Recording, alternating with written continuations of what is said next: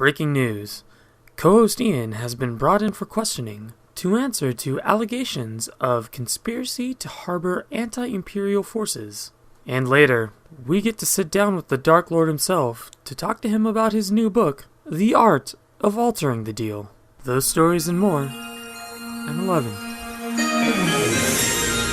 Welcome back, everybody, to another episode of Hoth Topics, a podcast about Star Wars. I am a spark of concern, Ian. Joining me, as always, is my co-host, a spark of ambition, John. And for the first time, joining us on Hoth Topics, we have Megan from the Spark of Hope podcast. She is our Spark of Hope today. Thank you for joining us, Megan. How are you doing? Oh, I love that. I am doing wonderful. Thank you so much for inviting me to be on your podcast. Absolutely. We are happy to hear from more Star Wars podcasters because we gotta stick together in this crazy world. Very right. Megan, why don't you tell us a little bit about yourself and where you're from and what exactly Spark of Hope is?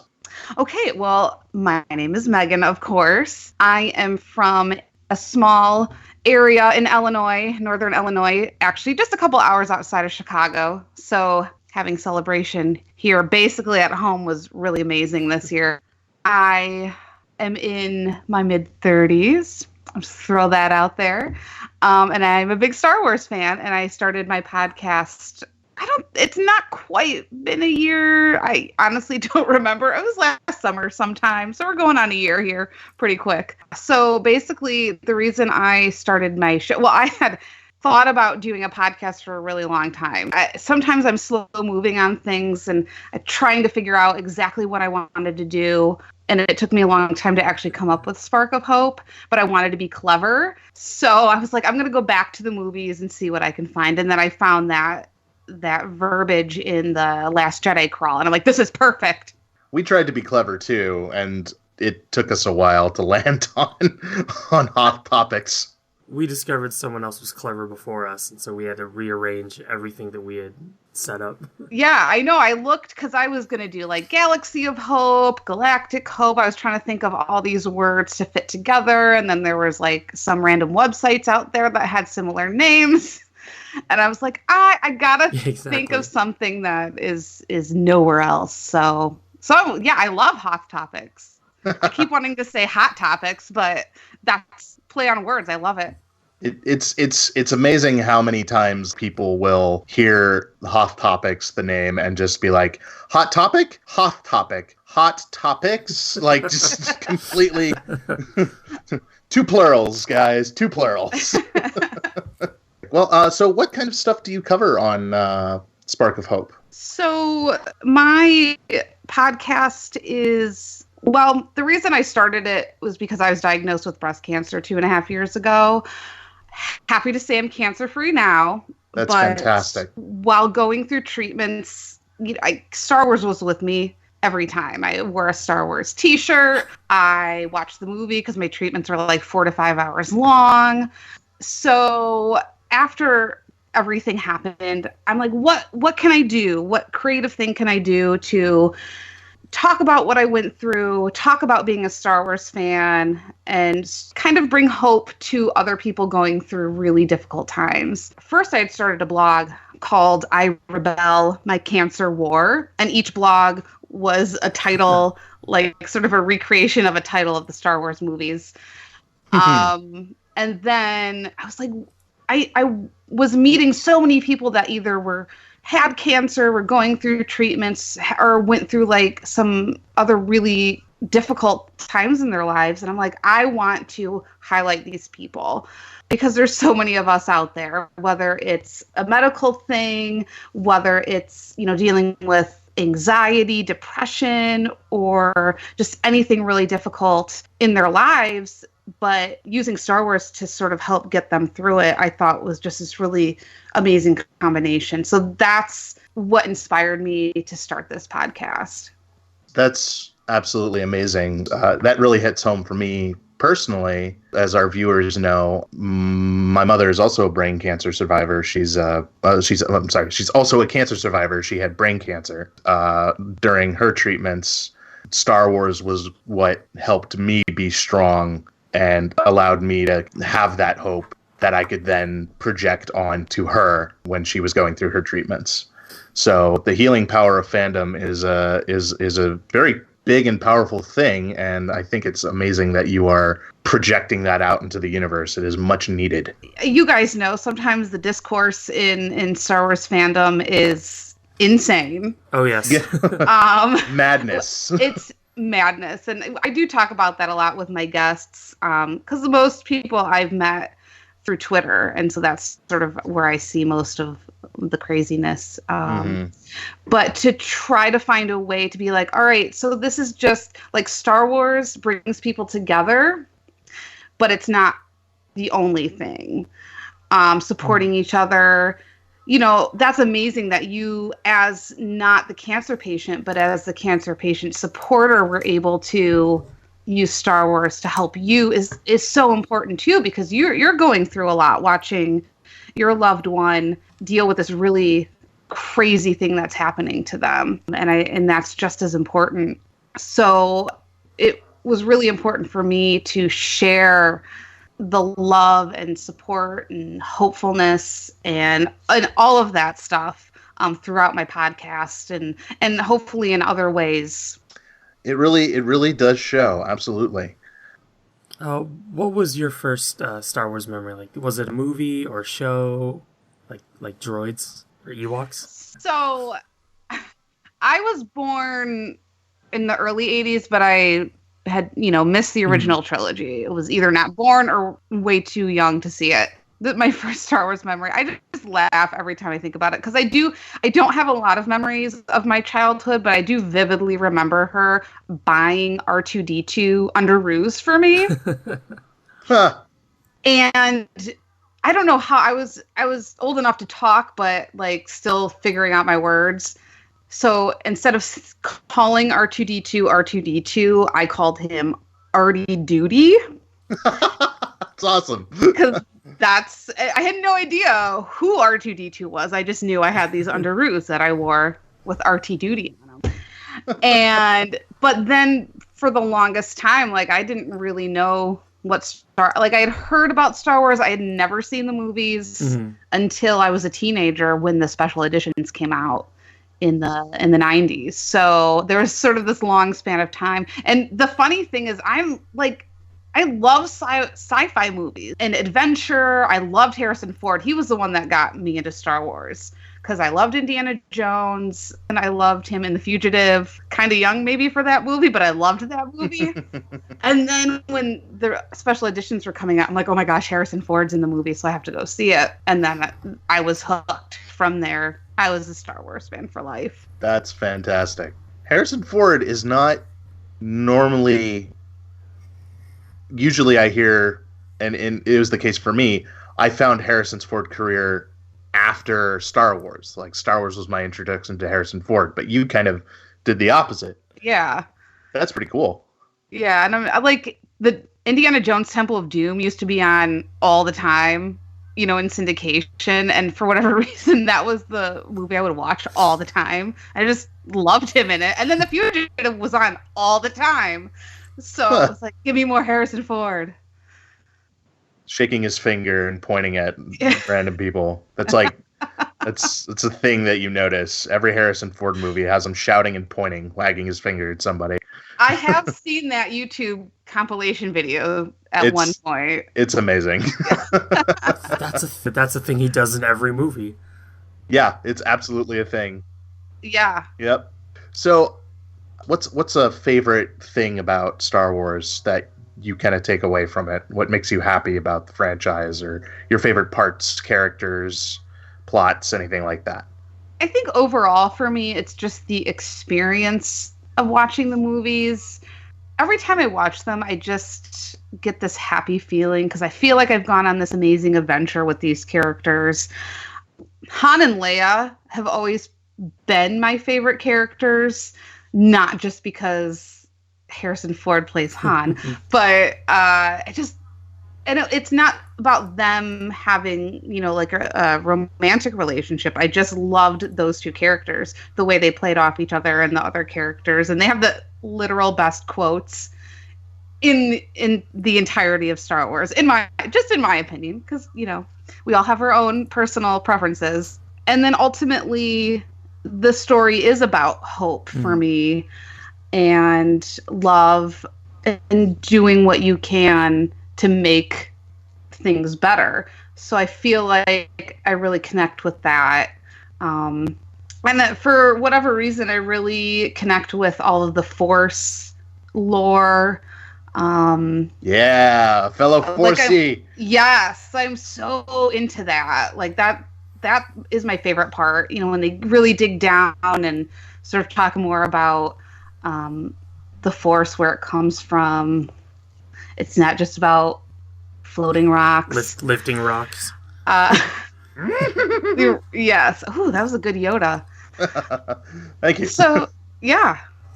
So on the subject of hope, because it is an underlying theme throughout the whole of Star Wars, what is one of your favorite hopeful moments? Your spark of hope. It's a podcast about that hope.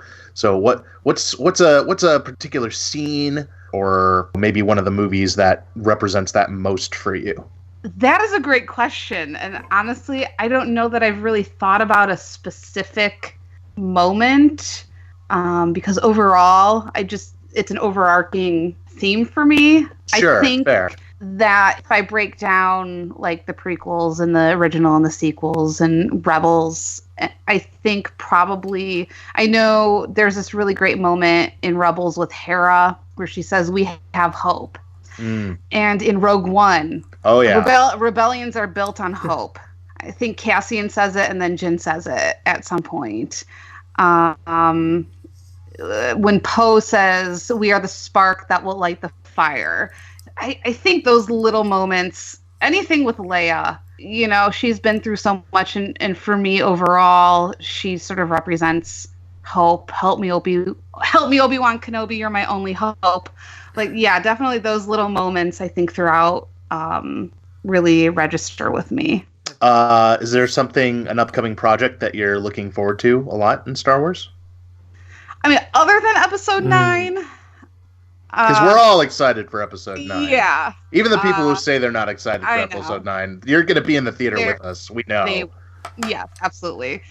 Episode 9, the new season of the Clone Wars, I'm really excited for. I think The Mandalorian's going to be really cool. I'm really excited about some of the books. I have Master and Apprentice. I haven't read it yet. I've heard so many good things about it. I'm really excited to read Master and Apprentice. And I got to meet Claudia Gray at Celebration. Oh, that's awesome. That was really cool. And she's just, all the books she's written in the Star Wars universe have been just amazing. So I am looking forward to that. That's fantastic. I special shout out to friend of all podcasts, Tim, for picking me up a copy at Celebration. Nice. Unfortunately, he didn't get to see Claudia Gray. He was trying, but it didn't work out. But yeah, Tim's awesome, and he was over at Celebration. When that question comes to mind, my brain doesn't automatically go to the books or the comics, but when you said that, I'm sitting here going like, oh yeah, I really have been enjoying those. Well, and they're great. I don't want to call them fillers because they're not just fillers, but they do fill in a lot of the things that we don't know yet. And there's so much we still don't know. Yeah. So one thing I'm looking forward to past Episode 9 is more of the books and the comics filling in that missing information. And, perhaps Star Wars Resistance will help fill that in, and we'll get more media to fill in that gap between Return of the Jedi and The Force Awakens. So yeah, I mean, there's still so much. It's never going to end, and I love it. Yeah, I am enjoying I'm going to get Star Wars until I die, and this is yes, thank you. Because for a while there, we didn't think that was going to happen. Yeah, it's a weird thing because we've got people who were around at in the era of the original trilogy and when that first came out, but there was such a dry spell in between content. Whereas when I was old enough to sort of process Star Wars, it was around the prequel era, and comparatively, there after the prequels, there wasn't too much of a time gap between that and new content.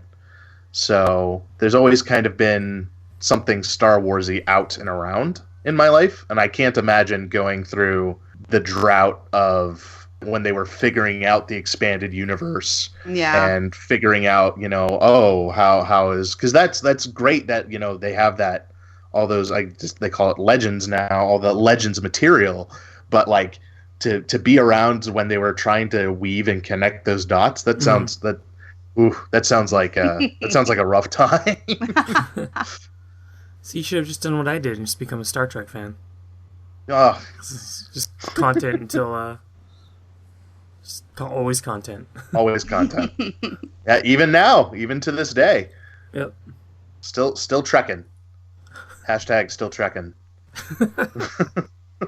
That'll be our Star Trek podcast. I am positive that's taken. This is way too easy. We didn't think Hoth Topics would be available. That's true. It was. But General Grievances was. That was messed up.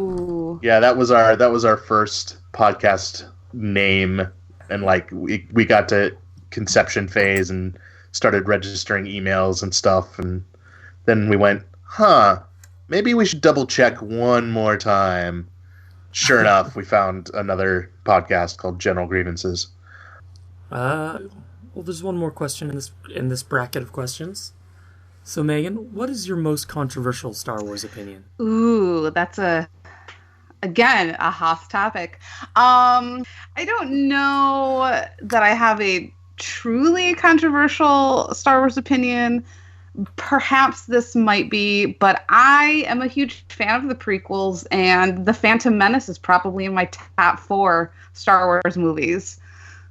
Respect. Very cool. And as a teenager, new Star Wars fan, I mean, I was all about Padme. So that, like, episode 1 was just...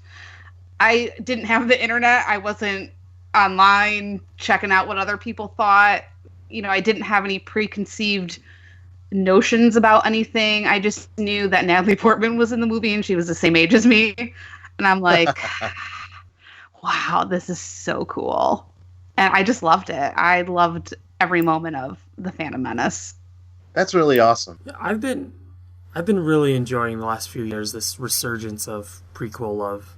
Because as the people that grew up with it are, becoming the age of the people that hated it, the old guys are kind of getting pushed out, and this love for those movies is coming to the forefront, and it's so great, like to see Ahmed Brest at Celebration last year when they had Hayden Christensen show up, and just the amount of love that's shown to those guys was just really overwhelming. Yeah, it was amazing, and I saw so many Queen Amidala costumes. Just it was so great, and I was just so happy there was so much love for the prequels. I missed the Phantom Menace panel. I was really bummed. I haven't watched it yet. Yeah, I haven't watched it yet, but yeah, I was just so glad that they did that at Celebration. And the other thing too is that I think the people who were kind of brainwashed into not liking them, because I was one of those people where as a kid I very much enjoyed the prequels, and then you go to high school and all you want to do is fit in, and right. everybody's opinions change, and you essentially get Stockholm syndromed into disliking them. I think a lot of people like me have recently seen this resurgence of love for it, and that has rekindled our love for those movies as well. Just going in and being able to say, like, man, what was I trying to accomplish here with this negativity? This is dumb. These movies are Star Wars, and therefore important to the overall Star Wars fandom and love, and deserve credit. Absolutely. Yeah, I was with you, Ian. Like I disliked it because it was the cool thing to do, but I'd always defend the pod racing scene. And the more I think about it, I'm like, yeah, well, this scene was also good, and this scene, like, So, John, I don't think you and I have ever actually covered our most controversial Star Wars opinions. So, fair's fair. We did just make Megan share hers. Yes. So, what is your most controversial Star Wars opinion? Okay, fair enough. Empire Strikes Back is not even in my top 4 of Star Wars movies, but I have a very bizarre introduction to Star Wars, which was watching the movies backwards. Oh. So I know the twist of Vader being Luke's dad going into it, and my first introduction to Stop Believing was the 2 Ewok movies and Star Tours. So, Wow. So those ones are always the ones I think of as my favorites, even though I look back and like they're not good movies, but they have such a place in my heart and place of nostalgia for me that like I can't give them up. And the fact that annoys people also makes me happy because I'm a little bit of a troll. You're a lot of bit. Yeah, of a I'm a troll. little bit.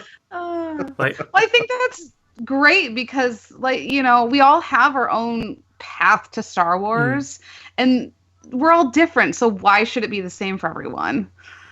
Yeah, that's true. That's a very good point. Makes me feel bad about my most controversial stories. yeah, and you're not worming your way out of this. No, I'm not. And moving on. No, I'm just kidding. To preface this, I studied film, and you know, I my life goal is to be involved in film somewhere. And so, because I have such a love for the way film tells stories, I do not like the fact that film novelizations of the films add extra scenes or extra dialogue and information into the books, and that is considered I don't like that the novelizations are considered to be on par with the films in terms of like what they have to offer in terms of the knowledge, because I'm like, you're adding stuff that the original creators of the film didn't put in or weren't able to put in. So that's just like a weird pet peeve of mine. But that's just because I'm a film nerd, I guess. So. Well, I can definitely understand that, because for the viewers that are just watching the movies, they're not getting that information. So I think sometimes there can be confusion, like, oh, well, I read this in the novelization. Well, that didn't happen in the movie. Yeah. You know, so I definitely see your point there. And it's not like I'm discounting novels themselves, you know, the Claudia Gray novels and the Thrawn books and comics and all that. I love that there's this, if you want to dive deeper into Star Wars, that is available and all interconnected. I love that. What I don't like is that you have two conflicting sources of information for the same story, you know? Yeah, that makes sense. But yeah, I actually had I think we talked about it maybe on another podcast, but somebody, I had this realization. We were talking about Knights of the Old Republic, the video game, and somebody put out a tweet, and it made me realize, like, oh, that game is something different for every person that plays, because each one of their characters is going to be different from everybody else who plays that character. So that kind of carries over and applies to Star Wars as a whole. Star Wars is what you make it. And there are always the underlying themes that unify us all together as a fandom, but my experience as a fan is going to be different from Megan's experience as a fan. It's going to be different from John's experience as a fan. And then I get to yell at him on the internet for having a different experience than me. All right, so we got the controversial opinions out of the way. Everybody, you can come back now. It's fine. Dust is settled. Nobody's hurt. Megan, do you have any questions for us? Since you this is our first time interacting with you, and turnabout's fair play, as I said before. So yeah, okay. Anything you'd like to know from Hoth Topics here? Oh gosh, on the spot. Yeah, I'm really good at doing that to people. Were both of you did you both go to Celebration? No. Unfortunately not. Neither of you? Oh, I'm so sad.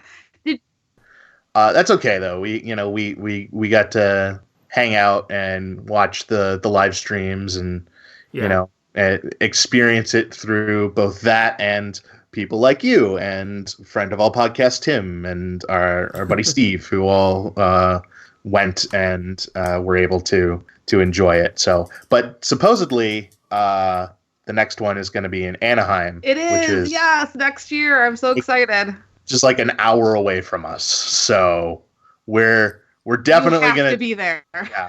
Oh, absolutely.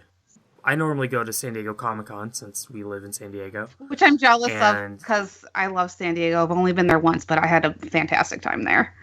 Oh, awesome. We'd be glad to have you come back. on back. I'm going to come back definitely at some point.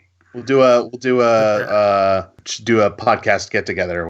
San Diego Comic-Con, they have a smaller sister comic convention called WonderCon that's in Anaheim that we also go to every year because it's a lot smaller and it's a lot easier to deal with. It feels more intimate. Yeah, there's a lot less people, but it's at the same place that Celebration's going to be held, and my cousin lives like 2 blocks from it, so it's like a $4 Uber ride.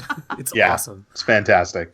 Yeah, I'm so excited. I remember in 2015 when it was in Anaheim, and I watched everything on the live stream. And I'm like, why didn't I go? Like, what am I thinking? And then when they announced Orlando, Orlando was my first Celebration. And in fact, they had announced it in 2016. I got my tickets. Then I was diagnosed with cancer. And then I'm like, I don't know if I'm actually going to be able to go to Celebration.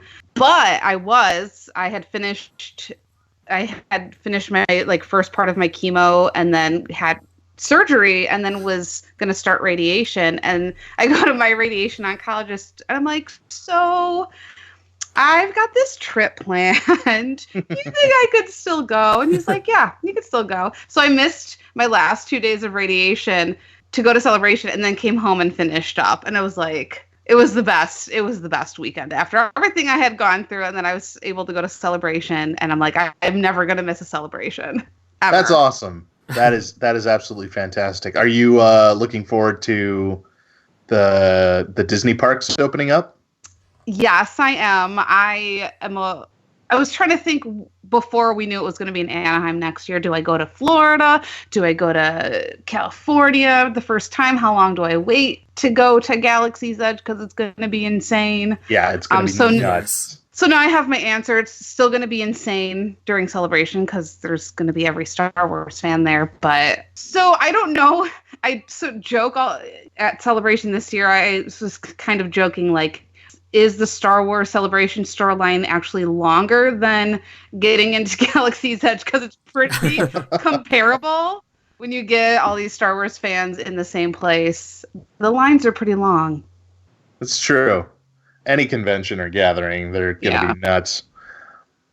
Yeah, we're gonna try to get in and scope it out since again we're close by, but we gotta wait for a while because it's just gonna be it's gonna be standing room only at that place for like 6 months at least. At least, yeah. You gotta give him a few months to work out all the kinks, right? Yeah, and then that's true. And then you give them another 6 months to have everybody like actually go and figure it out and enjoy it, and then you can start funneling in because that's how it is with every new land or ride or whatever. Yeah, we all saw how the opening of Jurassic Park went. They weren't ready. The dinosaurs got out. Life finds a way. Yeah.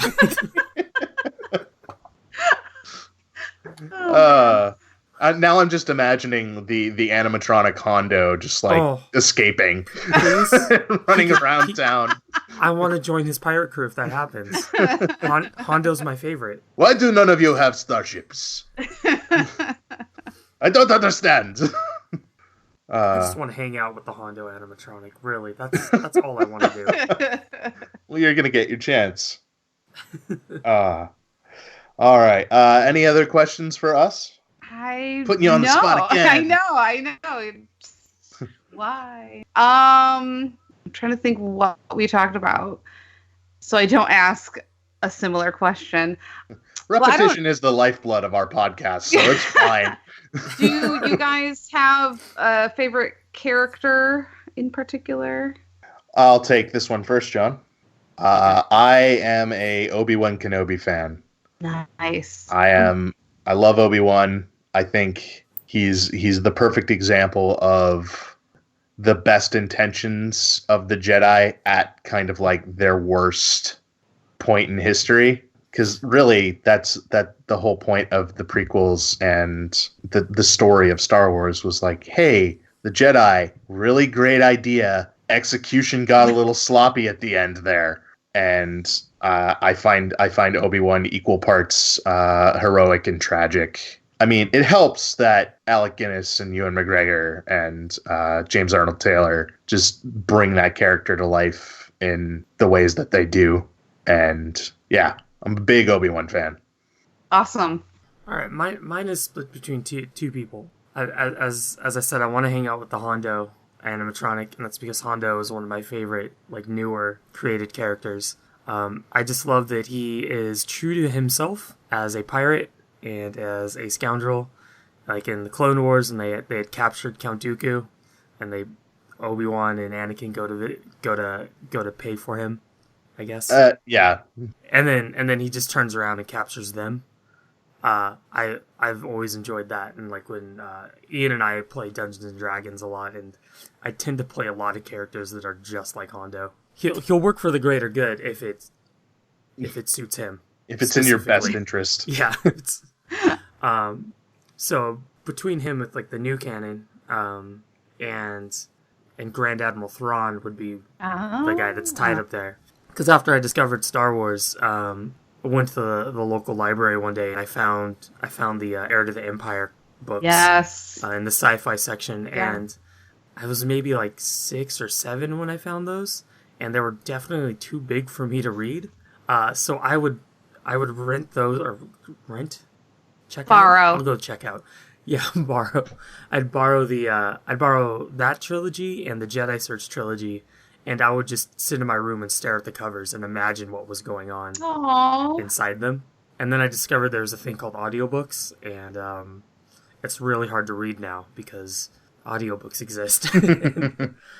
But and when they brought him back in Rebels, translating this character from Legends that has like a 20-year history in the franchise, and still making him unique to kind of the new stories, but still having some of the aspects of the older character. And I thought that was really cool, and I really think they did a good job. They did a... That's awesome. I think one of my favorite things in Star Wars now is that they have the ability to sort of pick and choose the Legends characters and, inserting them into into canon, current canon. And I did love how they brought Thrawn in, because did they reveal that at Celebration Orlando? I don't remember, but I remember when the reveal happened, I was like, yes, I can't believe this is happening. This is so awesome. Yeah, I want to say they did it at Orlando. Because I might have actually been in that panel at that. It's been so long. It's been 2 years. I don't remember. But yeah, that was a really cool introduction. I love when they do things like that. I was one of the detractors when it was first announced that they were way back in 2013, 14, whenever the acquisition happened. I was one of the people who was just like, I don't know. A lot of my stories seem to start with, I didn't like a thing, and then I thought about it, and now I like the thing. I originally, because I had just kind of started dipping into what is now Legends material, and I was like, I don't want this to be like wiped out and then start anew. But the way that they've handled it has been really well done, because those stories are still there. If you want to go back into the Legends material and experience the expanded universe, like those stories are there. They're not going anywhere. They exist, and they're still fun to go to. I have several books on my shelf that are Legends material that I'm well, they're in a box at the moment, but I'm excited to get into. And the way it's cool to see them explore old characters, and in a new way, with new themes and new sort of situations. Like the Thrawn books have been some of my favorite new canon novels. I'm halfway through Alliances. I haven't finished it yet. It's also in a box. I should probably get it out of the box. I mean, that would be helpful to read. Yeah. When it's not in a box. But yeah, I'm telling you, man, audiobooks. audiobooks. Yeah, dude, don't tempt me. It's all the fun of reading without having to pull a book out of a box. Well, I recommended one of our other listeners, a good friend of mine from my Idaho days, Taylor. He was looking for audiobook recommendations, and I was like, I know that these audiobooks exist, and I know these books exist in audiobook form, and I recommended the Thrawn books. And he got back to me going like, dude, these are so immersive. They like do the voices and have like actual sound effects involved and all that. So it could really add to your experience. Apparently, I've been told. I'll have to find out for myself. Well, Megan, where can our listeners find you and your show? So I'm on Twitter. My podcast is at SparkofHopePod. My personal Twitter is at MegZCull, 2 L's. I do have a website for my podcast as well, SparkofHopePod.com. Excellent. I don't have a podcast Instagram, but I do have a personal Instagram, which is the same handle as my Twitter. Fantastic. And we'll be sure to put all those links in the description for this episode. Awesome. Thank you. So that people can find you easier. Do you have any projects other than your podcast or about your podcast that you'd like to share? Just with my podcast, I'm going to start adding in some blogs from people as well. So I'm really excited about that. I am also involved with Unmistakably Star Wars podcast, which I'm on from time to time. Oh, excellent. Yeah, and I write for Fantha Tracks too here and there, and we're actually starting an all-female podcast, but I can't. That's all I can say.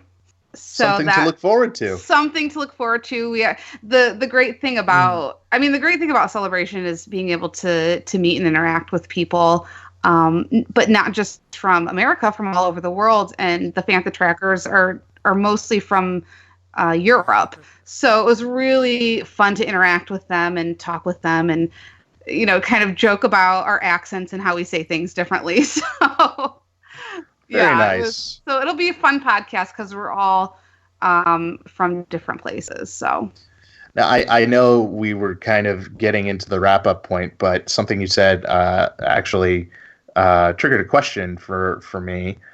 So I love the fact that you are starting an all-female podcast, and there's a big, very nice to see movement of bringing more of that diversity to the forefront in Star Wars, which is very much needed. So what has been that like, and what more would you like to see done, seeing this movement and this much needed change to fandom in general, but Star Wars specifically? Well, as a teenager in the area that I live in the area that I live in a small area, and growing up, it was very difficult for me to express my fandom as a girl. And so for a long time there, like there were no clothes for women to buy. And I didn't really talk about my love for Star Wars for a long time. And I think this resurgence of the new movies, being on social media, I've met so many people. We have like Fangirls Going Rogue, who was the first female podcast. And those women are amazing. I love them all. There's Annalise, who's doing the documentary Looking for Leia. There's Geek K, who does so many amazing things.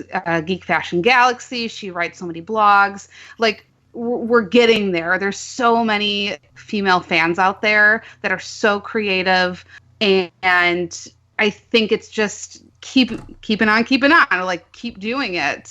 Don't be afraid. We need to not be afraid to show our fandom and to express how we're feeling, and to keep that going within Star Wars itself, within the films. We more characters, more representation. I think we're getting there. I think it could happen a little faster on that end, not necessarily in the fandom, but I know there's a lot of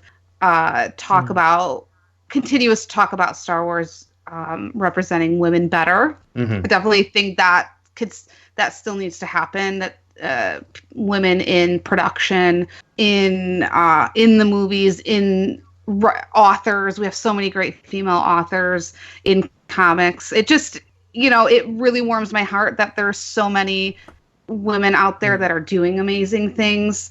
And we just got to keep going with it and not be bothered by the naysayers. And really those people are very, very small group of people that just have a loud voice somehow.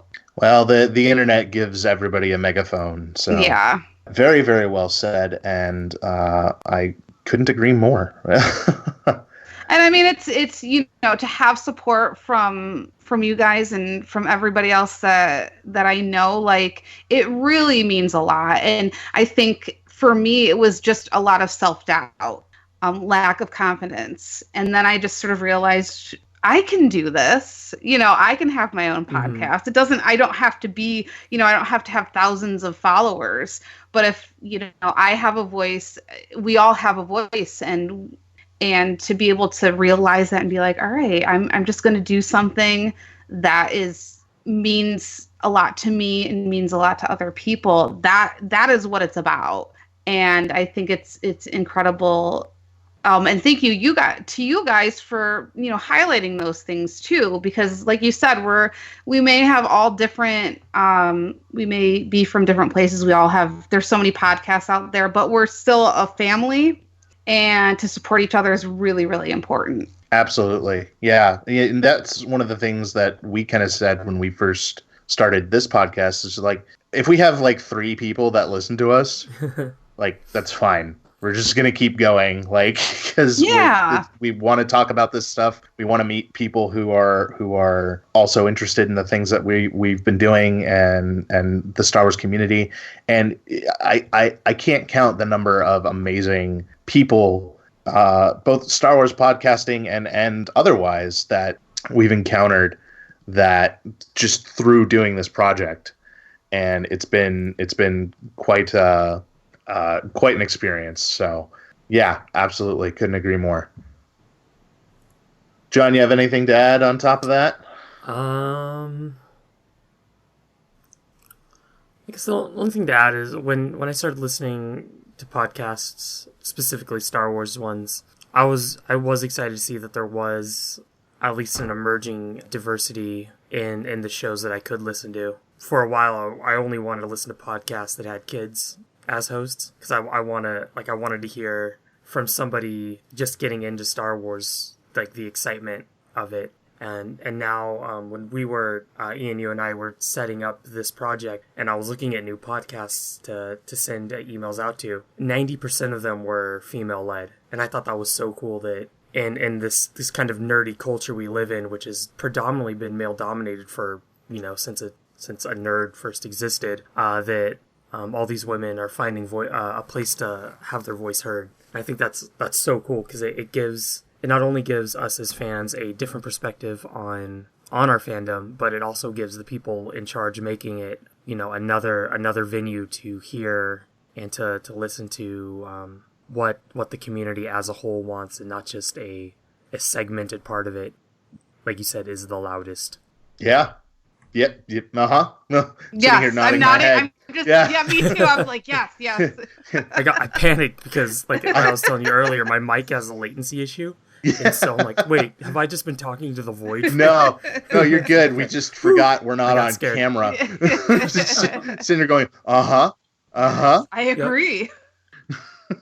It was actually it was fun when I was gathering up the lists of possible shows to send emails to, and I was like, I was struggling to find ones with male hosts that had just started, because there's this surge of girls and women doing starting their shows.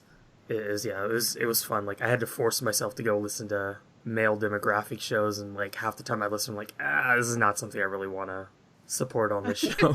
So and the other thing too is, like, it's fantastic to, we tend to think that we have an aversion to opinions that aren't our own. And, God knows, based on some of the things we talked about today, sometimes it takes me a while to come around to other ways of thinking.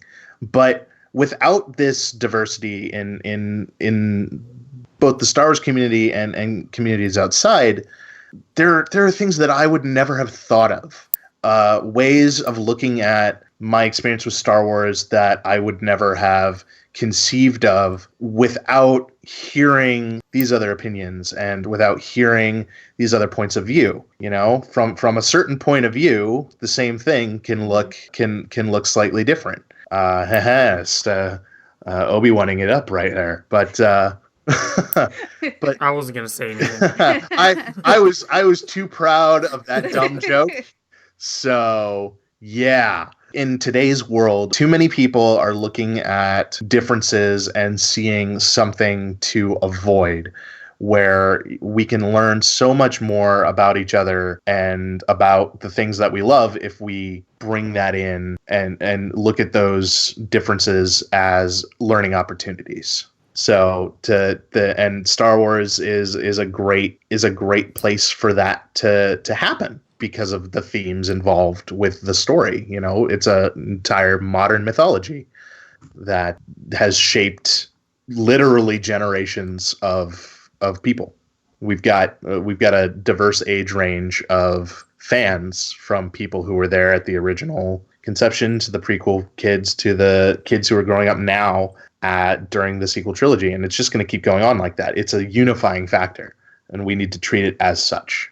So absolutely, nodding my head furiously. Yeah. Mm-hmm. Yeah. Loud nodding. Well, let's just remind everybody one more time where they can find you, Megan, since I kind of was like, we're going to end. No, we're not. I'm going to start. Let's continue. Yeah. So you can find my podcast at SparkofHopePod on Twitter. I have a website, SparkofHopePod.com. You can also email me at SparkofHopePod@gmail.com. My personal Twitter and Instagram is at MegZCull. Awesome. And if you would like to get a hold of us here at Hoth Topics, you can tweet at us on the Twitters at HothPod. You can also send us an email at hothpod@gmail.com or visit hothtopicspodcast.com to see both this episode and many other episodes of John and I sitting down and talking to each other and random people about Star Wars. This is going to be our 30th episode, and we couldn't have gotten here without the support of people like Megan, who are come onto our show and help us explore the fandom. We've been at it for a year now, and I want to give a shout out to our other friends who have joined us on the podcast and gotten it to where it is today. Friend of show Tim, we wouldn't have been pushing so hard if we hadn't actually discovered that you were a fan that was real and we could see. We were starting to believe that those people didn't exist. Jason from A Conversation With, thank you for being on our podcast, as well as Harry from The Ranked List of Everything, Steve from San Diego Sabres, anybody else who supports the show, roommate Mike, our friend Kai, both who came on. Thank you so much for a year of great podcasting, and looking forward to another one. Megan, thank you so much for joining us, and we would love to stay in contact and maybe have you on another time, and you've been an absolute pleasure to have on the podcast. Thank you so much for joining us. Oh, thank you. Thank you so much. I had such a great time with you guys. It was a lot of fun chatting. Fantastic. Well, that's it for this. Can't wait to see you at Celebration next Yay! year. Yeah. Celebration. We're already prepping, guys. Yes. Come on. We want to hear from everybody. That's going to do it for this episode of Hoth Topics. I've been Ian. I've been thoroughly distracted by a indie movie coming out called The Velocipaster. That has been That took me a John. moment. That's been John and Meg. Thank you very much. We will see you next time. The Velocipaster.